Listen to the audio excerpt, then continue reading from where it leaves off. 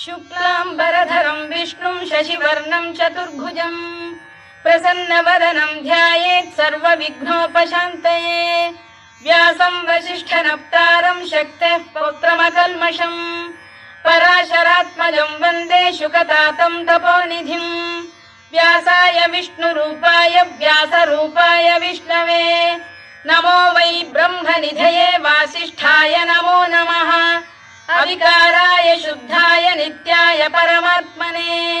सदैकरूपरूपाय विष्णवे सर्वजिष्णवे यस्य स्मरणमात्रेण जन्म संसारबन्धनात् विमुच्यते। नमस्तस्मै विष्णवे प्रभविष्णवे। ॐ नमो विष्णवे प्रभविष्णवे। श्रीवैशम्पायन उवाच श्रुत्वा धर्मानशेषेण पावनानि च सर्वशः युधिष्ठिरः शान्तनवं पुनरेवाभ्यभाषत। युधिष्ठिर उवाच किमेकं दैवतं लोके किं वाप्येकं परायणम् स्तुवन्तः कङ्कमर्चन्तः प्राप्नुयुर्मानवा शुभम्। को धर्मः सर्वधर्माणां भवतः परमो मतः किं जपन्मुच्यते जन्तुर्जन्म संसारबन्धनात्।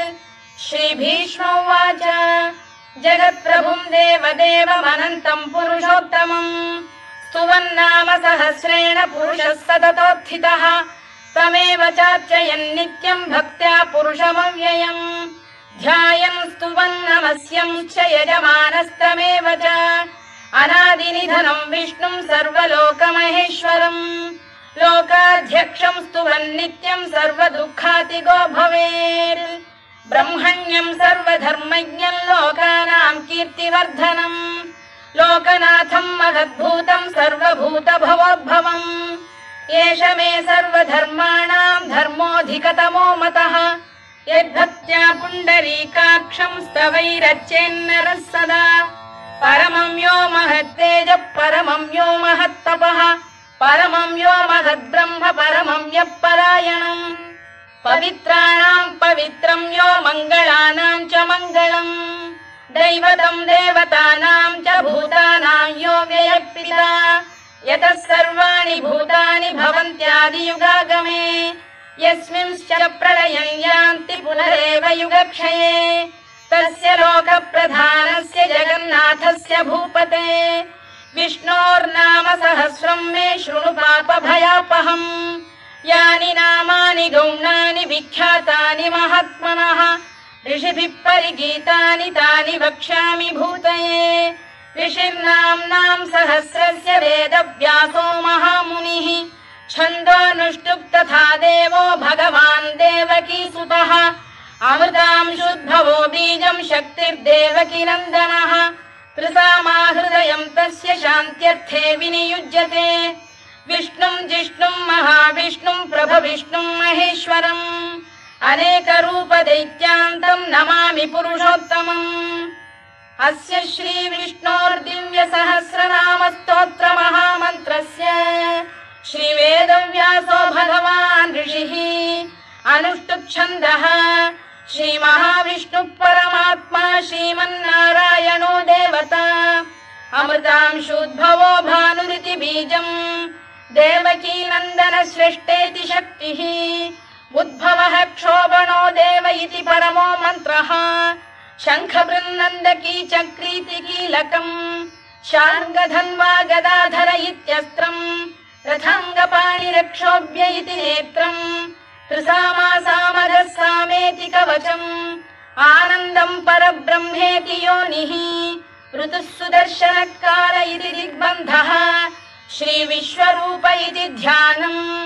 श्रीमहाविष्णुप्रीत्यर्थे सहस्रनाम जपे विनियोगः। ध्यानम् क्षीरोदन्वत्प्रदेशे शुचिमणिविलसत्सैकते मौक्तिकानाम् मालाक्लुप्तासनस्थस्फटिकमणिनिभैर्मौक्तिकैर्मण्डिताङ्गः शुभ्रैरभ्रैरदभ्रैरुपरि विरचितैर्मुक्तपीयूषवर्षैः आनन्दीन पुनीयादरिनरिन गदा शङ्खपाणिर्मुकुन्दः भूः पादौ यस्य नाभिर्वियदसुरनिलश्चन्द्रसूर्यौ च नेत्रे कर्णावाशा शिरोद्यौर्मुखमपि दहनो यस्य वास्तेयमब्धिः अन्तस्थं यस्य विश्वं सुरनरखगो भोगि गन्धर्वदैत्यैः चित्रं रम्यते तं त्रिभुवन वपुषं विष्णुमीशं नमामि। ॐ नमो भगवते वासुदेवाय। शान्ताकारं भुजगशयनं पद्मनाभं सुरेशं विश्वाधारं गगनसदृशं मेघवर्णं शुभाङ्गम् लक्ष्मीकान्तं कमलनयनं योगिधृध्यानगम्यं वन्दे विष्णुं भवभयहरं सर्वलोकैकनाथम् मेघश्यामं पीतकौशेयवासं श्रीवत्साङ्कं कौस्तुभोद्भासिताङ्गम् पुण्योपेतं पुण्डरीकायताक्षं विष्णुं वन्दे सर्वलोकैकनाथम् नमः समस्तभूतानामादिभूताय भूभृते अनेकरूपरूपाय विष्णवे प्रभविष्णवे सशङ्खचक्रं सकिरीटकुण्डलं सपीतवस्त्रं सरसीरुहेक्षणं सहारवक्षस्थलशोभिकौस्तुभं नमामि विष्णुं शिरसा चतुर्भुजम् छायायां पारिजातस्य हेमसिंहासनोपरि आसीनमम्बुदश्याममायताक्षमलङ्कृतम् चन्द्राननं चतुर्बाहुं श्रीवत्साङ्कितवक्षसम् रुक्मिणी सत्यभामाभ्यां सहितं कृष्णमाश्रये।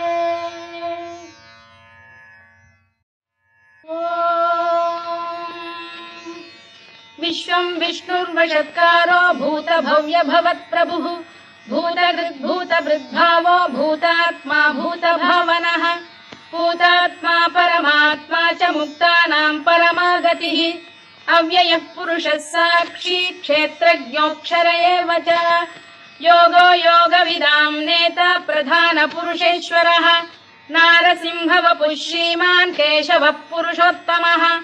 सर्वशर्व शिवस्थाणुर्भूतादिर्निधिरव्ययः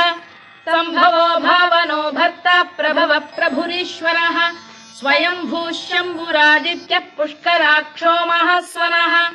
अनादिनिधनो धाता विधाता धातुरुत्तमः अप्रमेयो ऋषिकेशः पद्मनाभोऽमरप्रभुः विश्वकर्मा मनुस्पष्टा स्थविष्ठस्थविरो ध्रुवः अग्राह्यः शाश्वतः कृष्णो लोहिताक्षप्रदर्दनः प्रभूतस्त्रिककुब्धाम पवित्रं मङ्गलं परम् ईशान प्राणद प्राणो ज्येष्ठः श्रेष्ठः प्रजापतिः हिरण्यगर्भो भूगर्भो माधवो मधुसूदनः ईश्वरो विक्रमी धन्वी मेधावी विक्रमक्रमः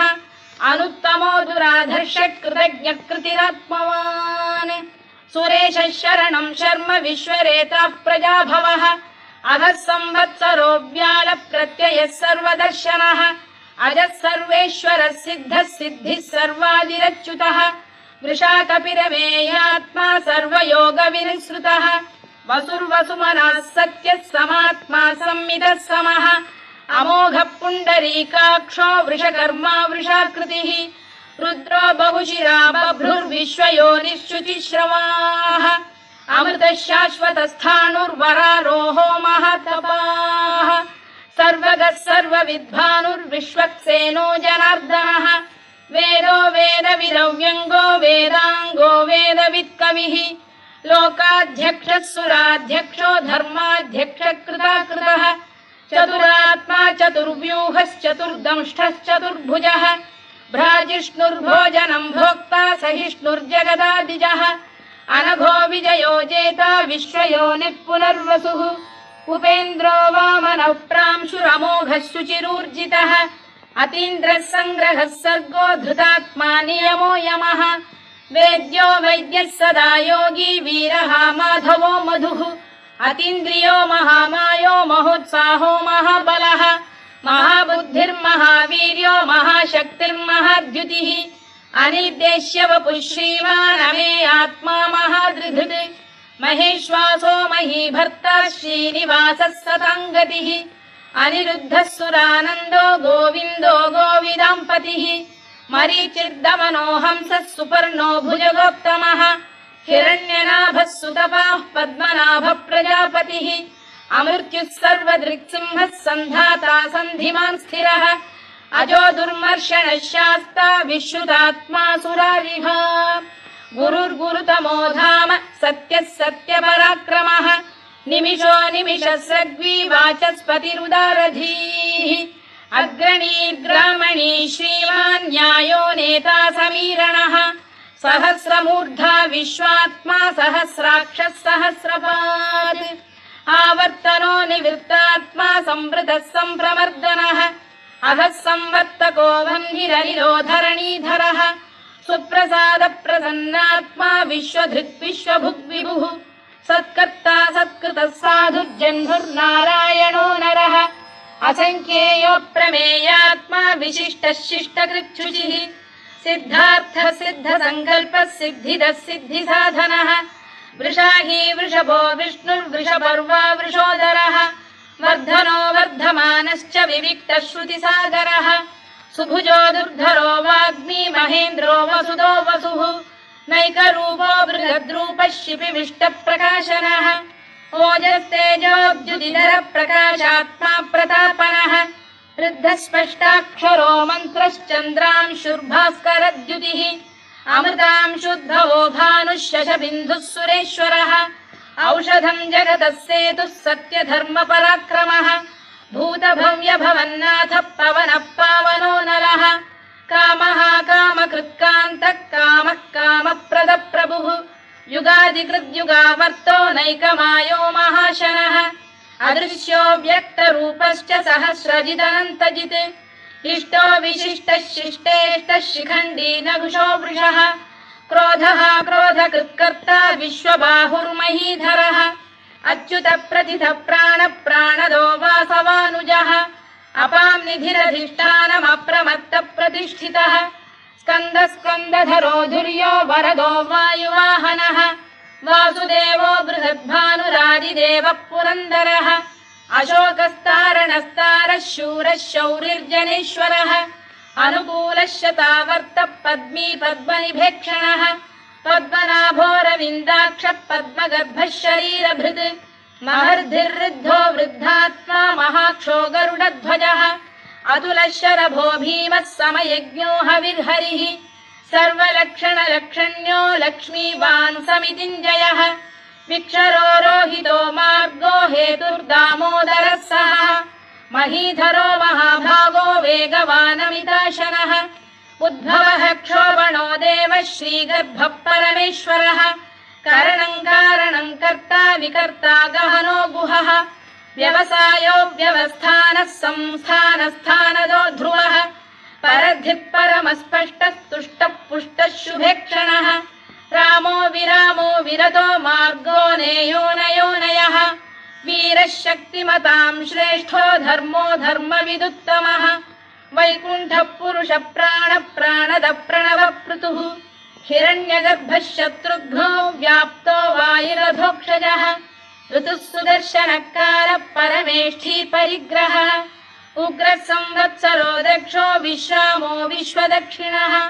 विस्तारस्थावरस्थाणुः प्रमाणं बीजमव्ययम् अर्थोऽनर्थो महाकोशो महाभोगो महाधनः अनिर्विण्णस्थविष्ठो भूर्धर्मयूपो महामखः नक्षत्रनेमिर्नक्षत्री क्षमः क्षामः समीहनः यज्ञयुज्यो महेज्यश्च क्रतुः सत्रं सदाङ्गतिः सर्वदर्शी विमुक्तात्मा सर्वज्ञो ज्ञानमुत्तमम् सुव्रतः सुमुखः सूक्ष्मः सुघोषः सुखदः सुहृद् मनोहरो जितक्रोधो वीरबाहुर्विदारणः स्वापनः स्ववशो व्यापी नैकात्मा नैककर्मकृत् वत्सरो वत्सलो वत्सी रत्नगर्भोधनेश्वरः धर्मकृद्धर्मी सदसक्षरमक्षरम् अविज्ञाता सहस्रांशुर्विधाता कृतलक्षणः गभस्तिनेमिः सप्तस्तः सिंहो भूतमहेश्वरः आदिदेवो महादेवो देवेशो देवभृद्गुरुः उत्तरो गोपतिर्गोप्ता ज्ञानगम्यः पुरातनः शरीरभूतभृद्भोक्ता कपीन्द्रो भूरि दक्षिणः सोमपोऽमृतपः सोमः पुरुजिः पुरुषत्तमः विनयो जयः सत्यसन्धो दाशार्हः सात्वतां पतिः जीवो विनयिता साक्षी मुकुन्दो मितविक्रमः अम्भोनिधिरनन्तात्मा महोदधिशयोऽन्तकः अजो महार्घः स्वाभाव्यो जितामित्रप्रमोदनः आनन्दो नन्दनो नन्दः सत्यधर्मात्रिविक्रमः महर्षिः कपिलाचार्यः कृतज्ञो मेदिनीपतिः त्रिपदस्त्रिदशाध्यक्षो महाशृङ्गकृतान्तकृत् महावराहो गोविन्दः सुषेणः कनकाङ्गनी गुह्यो गभीरो गहनो गुप्तश्चक्रगदाधरः मेधास्वाङ्गो जितकृष्णो दृढः सङ्कर्षणोच्युतः वरुणो वारुणो वृक्षः पुष्कराक्षो महामनाः भगवान् भगहानन्दी वनमाली हलायुधः आदित्यो ज्योतिरादित्यः सहिष्णुर्गतिसत्तमः सुधन्वाखण्ड परशुर्दारुणो द्रविणप्रदः दिवस्पृक् सर्वदृग्व्यासो वाचस्पतिरयो निजः त्रिसामासामगः साम निर्वाणम् भेषजम् भिषज सन्न्यासकृच्छमशान्तो निष्ठा शान्तिपरायणम् शुभाङ्गः शान्तिदस्रष्टा कुमुदः कुवलेशयः गोहितो गोपतिर्गोप्ता वृषभाक्षो वृषप्रियः अनिवर्ती निवृत्तात्मा संक्षेप्ताक्षेमकृच्छिवः श्रीवत्सवक्षः श्रीवासः श्रीपतिः श्रीमताम्बरः श्रीधः श्रीशः श्रीनिवासः श्रीनिधिः श्रीविभावनः श्रीधर श्रीकर श्रेयः श्रीमान् लोकत्रयाश्रयः स्वक्षः स्वङ्गः शतानन्दो नन्दिर्ज्योतिर्गणेश्वरः विजितात्मा विधेयात्मा सत्कीर्तिश्चिन्न संशयः उदीर्णः सर्वतश्चक्षुरनीशः शाश्वतस्थिरः भूषयो भूषणो भूतिर्विशोकः शोकनाशनः अर्चिष्मानर्चितः कुम्भो विशुद्धात्मा विशोधनः अनिरुद्धो प्रतिरथ प्रद्युम्नो मितविक्रमः कालनेमिनिः वीरः शौरिः शूरजनेश्वरः त्रिलोकात्मा त्रिलोकेशः केशवः केशिः हरिः कामदेवः कामपालः कामी कान्तकृतागमः अनिर्देश्य वपुर्विष्णुर्वीरोऽनन्तो धनञ्जयः ब्रह्मण्यो ब्रह्मकृद्ब्रह्मा ब्रह्म ब्रह्मविवर्धनः ब्रह्मविब्राह्मणो ब्रह्मी ब्रह्मज्ञो ब्राह्मणप्रियः महाकमो महाकर्मा महातेजा महोरगः महाक्रतुर्महायज्वा महायज्ञो महाहविः स्तव्यस्तव प्रियस्तोत्रम् स्तुतिस्तोतारणप्रियः पूर्णः पूरयिता पुण्यः पुण्यकीर्तिरनामयः मनोजवस्तीर्थकरो वसुरेता वसुप्रदः वसुप्रदो वासुदेवो वसुर्वसुमनाहविः सद्गतिः सत्कृतिः सत्ता सद्भूतिः सत्परायणः शूरसेनो यदुश्रेष्ठः सन्निवासः सुयामुनः भूतावासो वासुदेवः सर्वासु निलयो नलः दर्पः दर्पदो दृप्तो दुर्धरोऽथा पराजितः विश्वमूर्तिर्महामूर्तिर्दीप्तमूर्तिरमूर्तिमान् अनेकमूर्तिरव्यक्तः शतमूर्तिः शताननः एकोनैकः स वक्र किं यत्तत्पदमनुत्तमम् लोकबन्धुर्लोकनाथो माधवो भक्तवत्सलः सुवर्णवर्णो हेमाङ्गो वराङ्गश्चन्दनाङ्गदी वीरः विषमः शून्यो घृताशीरचरश्चरः अमानी मानदो मान्यो लोकस्वामी त्रिलोकधृत् सुमेधा मेधजो धन्यः सत्यमेधाधराधरः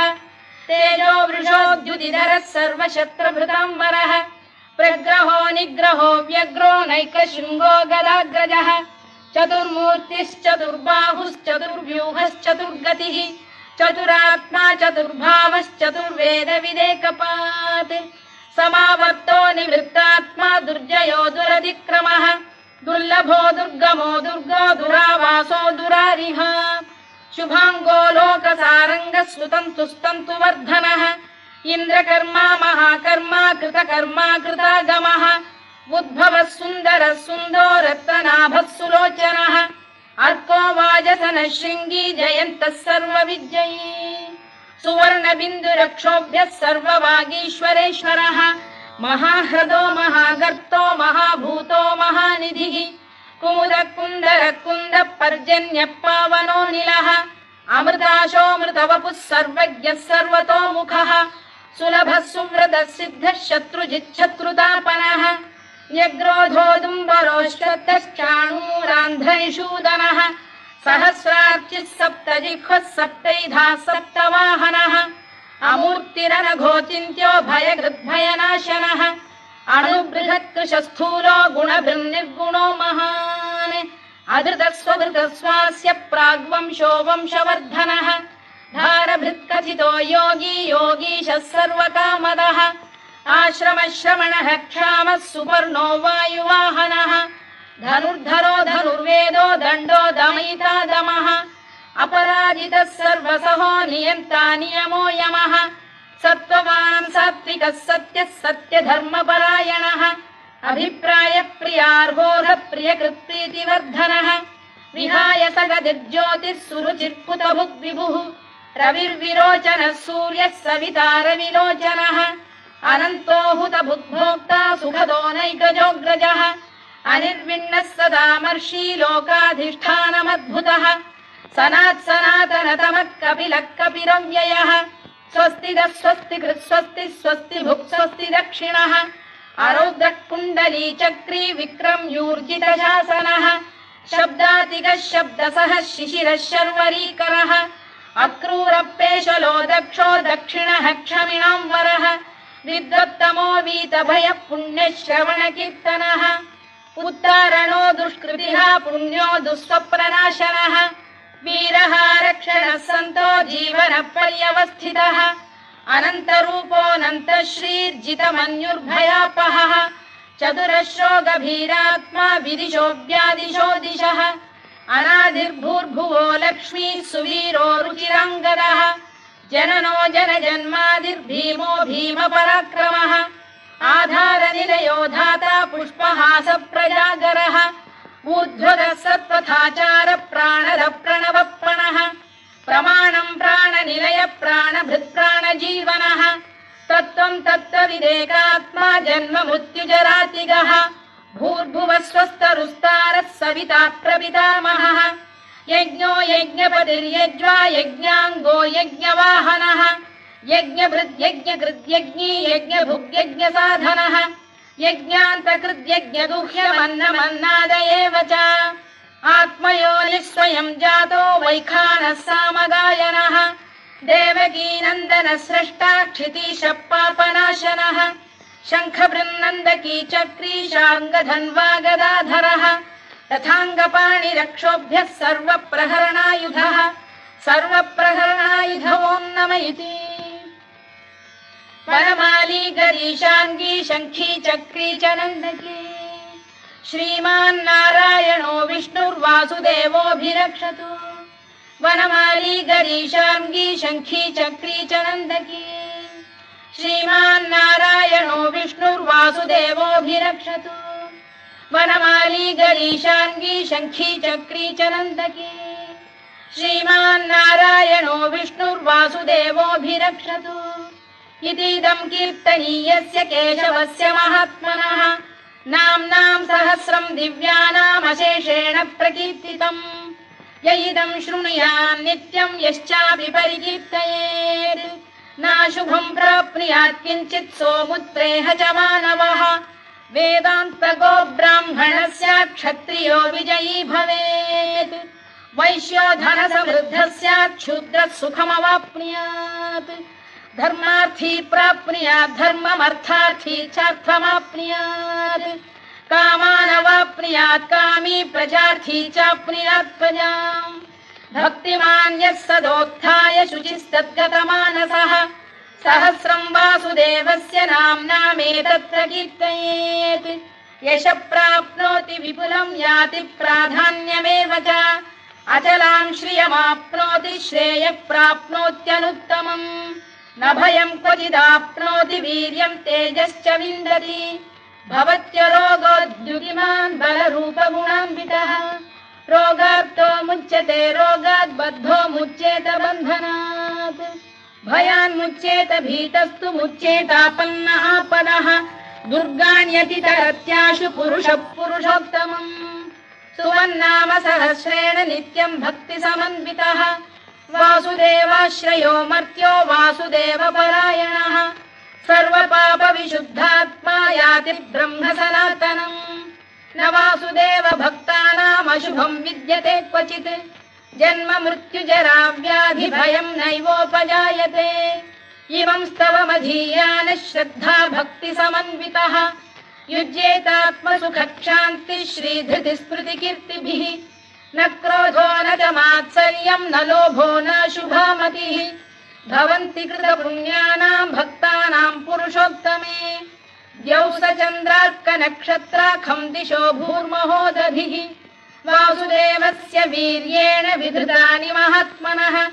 ससुरासुरगन्धर्वं स यक्षोरगराक्षसम् जगत्वशे वर्ततेदं कृष्णस्य सचराचरम् इन्द्रियाणि मनो बुद्धिः सत्त्वं तेजो बलं धृतिः वासुदेवात्मकान्याहुः क्षेत्रं क्षेत्रज्ञ एव च सर्वागमानामाचार प्रथमं परिकल्पते आचार प्रभवो धर्मो धर्मस्य प्रभुरच्युतः ऋषयः पितरो देवा महाभूतानि धातवः जङ्गमा जङ्गमं चेदं जगन्नारायणोद्भवम् योगो ज्ञानं तथा साङ्ख्यं विद्या शिल्पादिकर्म च वेदाः शास्त्राणि विज्ञानमेतत् सर्वं जनार्दनात् एको विष्णुर्महद्भूतं पृथग्भूतान्यनेकशः त्रीन् लोकान् व्याप्य भूतात्मा भुङ्क्ते विश्वभुवव्ययः इमं स्तवं भगवतो विष्णोः व्यासेन कीर्तितम् पठेद्य इच्छेत् पुरुषः श्रेयत् प्राप्तुं सुखानि च विश्वेश्वरमजं देवं जगतः प्रभुमव्ययम् भजन्ति ये पुष्कराक्षं न ते यान्ति पराभवम् नम इति अर्जुनोवाच पद्मपत्र विशालाक्ष पद्मनाभसुरोत्तमा भक्तानामनुरक्तानां त्राता भव जनार्दन श्रीभगवानुवाच यो मां नाम सहस्रेण स्तोतुमिच्छति पाण्डव सोऽहमेकेन श्लोकेन स्तुत एव न संशयो नम इति व्यास उवाच वासनाद् वासुदेवस्य वासितं भुवनत्रयम् सर्वभूतनिवासोऽसि वासुदेव नमोऽस्तु ते वासुदेव नमोऽस्तु ते ॐ नम इति पार्वत्युवाच केनोपायेन लघुना विष्णोर्नाम सहस्रकम् पठ्यते पण्डितैर्नित्यं श्रोतुमिच्छाम्यहं प्रभो ईश्वर उवाच श्रीराम राम रामेति रमे रामे मनोरमे सहस्रनाम तत्तुल्यं राम नाम वरानने श्रीराम राम रामेति रमे रामे मनोरमे सहस्रनाम तत्तुल्यं राम नाम वरानने श्रीराम राम रामेति रमे रामे मनोरमे सहस्रनाम तत्तुल्यं राम नाम वरानने राम नाम वरानन ॐ नम इति ब्रह्मोवाच नमोऽस्त्वनन्ताय सहस्रमूर्तये सहस्रपादाक्षि शिरोरुबाहवे सहस्रनाम्ने पुरुषाय शाश्वते सहस्रकोटियुगधारिणे नमः सहस्रकोटियुगधारिणे नमः ॐ नम इति सञ्जय उवाच यत्र योगेश्वर कृष्णो यत्र पार्थो धनुर्धरः तत्र श्रीविजयो भूतिर्ध्रुवा नीतिर्मतिर्मम श्रीभगवानुवाच अनन्याश्चिन्तयन्तो मां ये जनाः पर्युपासते तेषां नित्याभियुक्तानां योगक्षेमं वहाम्यहम् परित्राणाय साधूनां विनाशाय च दुष्कृतां धर्म संस्थापनार्थाय संभवामि युगे युगे आर्ता विषण्णा शिथिलाश्च भीता घोरेषु च व्याधिषु वर्तमानाः संकीर्त्य नारायण शब्दमात्रं विमुक्त दुःखाः सुखिनो भवन्तु